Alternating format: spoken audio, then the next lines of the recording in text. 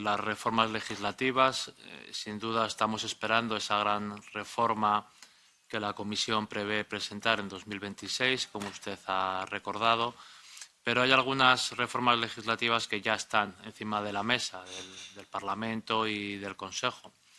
Y me gustaría preguntarle qué puede recomendar a los colegisladores, ¿no? En este caso al Parlamento, sobre la velocidad en el ritmo de negociación de algunos de estos dosieres que aconsejarían tenerlos, en mi opinión, acordados cuanto antes. Y mi segunda pregunta, más que una pregunta, es una reflexión después de escuchar su presentación inicial sobre la ampliación de las estadísticas a activos ambientales. Sin duda, el proceso, ¿no?, de lucha contra el cambio climático, para el cual, ¿no?, hemos puesto en pie ya hace algunas décadas un mercado de carbono, necesita fijar precios y más bien precios que valor a algunos activos ambientales, ¿no?, para poder permitir que exista un mercado y que, por lo tanto, los mercados, en este caso de derechos de emisión, nos ayuden a conducir la inversión y las decisiones particulares y corporativas en el camino de la reducción de las emisiones, pero me genera una cierta inquietud pensar que podemos poner un precio a algunos de los activos que usted ha establecido en la presentación, ¿no? Pensar que podemos fijar un precio a los seres vivientes no cultivables, que podemos fijar precio a los montes o al agua o al aire en su conjunto, ¿no?, más allá del mercado de derechos de emisión. Porque asumiendo que tienen un valor realmente difícilmente calculable, pretender fijar un precio, ¿no?, que bien sabemos que es distinto de su valor, ¿no? Antonio Machado, el poeta español, lo decía, puede generar los suficientes incentivos como para pensar que se pueden diseñar mercados para esos activos. Y si los economistas, no ya los políticos, sino los economistas, hemos aprendido algo de las recientes crisis, es que quizá nuestra visión economicista del mundo debiera encontrar algunos límites, ¿no? Y que si hay que fijar límites a nuestra visión economicista del mundo, es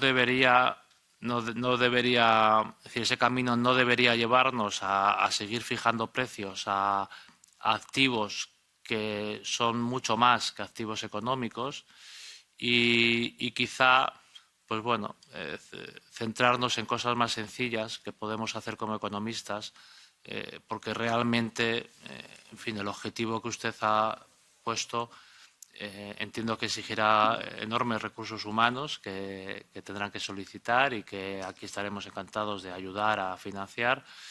Pero mi pregunta es más una pregunta quizá filosófica que económica o política, ¿no? ¿Qué sentido tiene pretender cuantificar la Tierra al final? Porque también podríamos cuantificar a los seres humanos en ese propio camino, ¿no? ¿Cuál es el valor de un ser vivo? Si vamos a calcular valores de seres vivos no cultivables, podríamos calcular el valor de un ser vivo cultivable como el ser humano. Y ciertamente hay unos límites deontológicos quizá en este debate que quizá deberían estar, en fin, presentes. Gracias.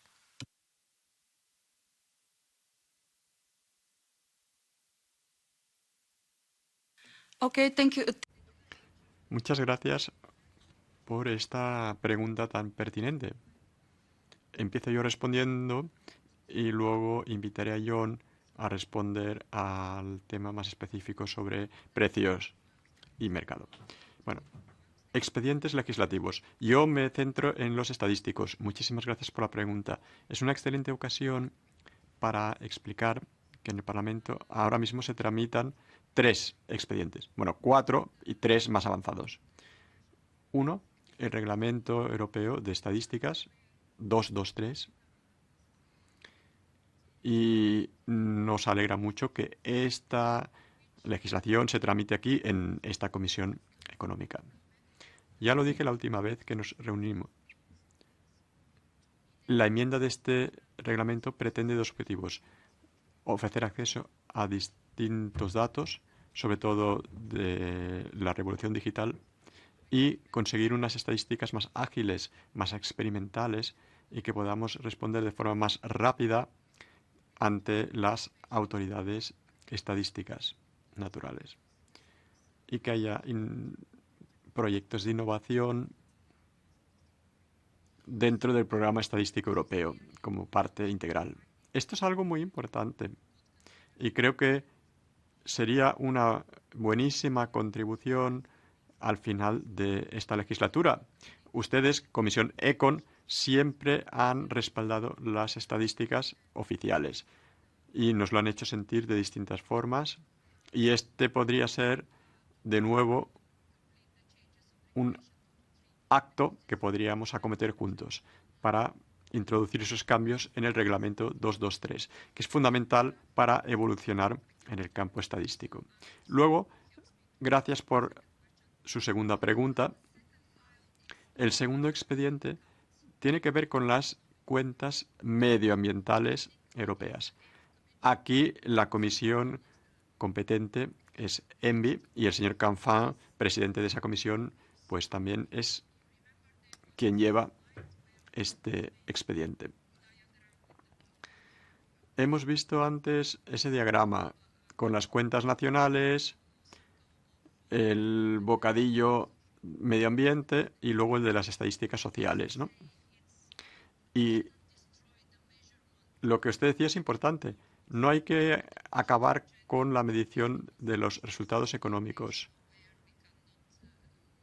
y que parte de una serie de suposiciones de las que no podemos estar seguros. Por ello tenemos estas normas ambientales separadas de las cuentas nacionales básicas. ¿Qué se mide ahí? Pues el impacto de la actividad económica y del ser humano en distintos campos medioambientales. Por ejemplo, cuentas del aire, de los bosques o del agua. La idea de cuantificar aquí es la siguiente. Si se consigue cuantificar con todas las suposiciones y advertencias, se puede ver el impacto de los distintos sectores económicos. Por ejemplo, el consumo de los hogares. ¿Qué impacto tiene sobre el medio ambiente? Y esto se puede hacer en términos monetarios. Y también nos permite ver la composición de distintos sectores industriales. Por ejemplo, en estas normas medioambientales, Eurostat publica trimestralmente las emisiones de CO2 por sector y ahí se puede ver quién es el que más contribuye a estas emisiones. Ahora hay una propuesta de ley en el Parlamento que propone 3 nuevos modelos. Uno sobre subvenciones. Las subvenciones son un elemento importante a la hora de crear ese estímulo y a la hora de hacerse una idea, ¿no? Luego tenemos las cuentas forestales y luego las cuentas ecosistémicas. Con todos los peros y cuidados hay que medir los servicios de los ecosistemas, ¿no? ¿Qué hacen los bosques? ¿Qué servicios nos ofrecen? Esto no incide en el PNB. Con el PIB es una contabilidad aparte, es la contabilidad medioambiental, y después estamos en contacto con la Comisión de Empleo con mayores desgloses, más informaciones sobre la población, diferentes categorías, porque hay cada vez más demanda para obtener estos datos. O sea, tenemos 3 expedientes, unos estadísticas puras, y nos gustaría que el Parlamento Europeo siguiera concediéndole tanto atención en cuanto a los precios del mercado. Estas preguntas son recurrentes ¿Se puede hacer una evaluación monetaria de los precios? A ver, por tu experiencia, muchas gracias, Mariana, y gracias por sus reflexiones. Estas cosas se pueden contrastar físicamente, como no, pero asociar un precio monetario, bueno, podría también consistir en calcular el coste de su recuperación, o sea, si se ha agotado un bien, cuánto costaría en términos monetarios devolverlo a su estado inicial. Pero creo que usted está en lo cierto en lo que señala. Pasar de cantidades físicas a monetarias siempre es una transición muy delicada y a veces hay argumentos a favor de no decantarse por esta transición. Por eso en la revisión de las cuentas nacionales hay un debate constante sobre si los aspectos monetarios tienen que abarcar todos los aspectos físicos, y yo pienso que hay una línea que no hay que franquear y